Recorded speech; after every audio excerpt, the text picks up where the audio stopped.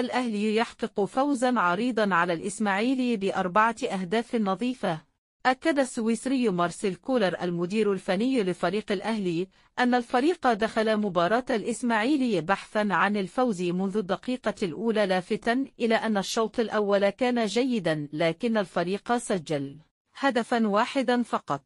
وأضاف كولر في تصريحات خلال المؤتمر الصحفي: نتيجة 1-0 لم تكن جيدة بالنسبة لنا، لذلك كنت حريصا على إضافة الأهداف، وحذرت اللاعبين في الاستراحة من إمكانية عودة المنافس. وتابع: أنا سعيد بأداء اللاعب محمد عبد الله، وقدم مستوى رائعا خصوصا في الشوط الثاني بينما كان متوترا قليلا في الشوط الأول. وأردف: قدمنا شوطا ثانيا مميزا، وأحمد رضا قدم مباراة رائعة وكان من أفضل اللاعبين خلال اللقاء. وعن مباراة الزمالك قال كولر: لا تتوقعوا أن أخبركم بطريقة اللعب التي سنقدمها في مباراة الزمالك.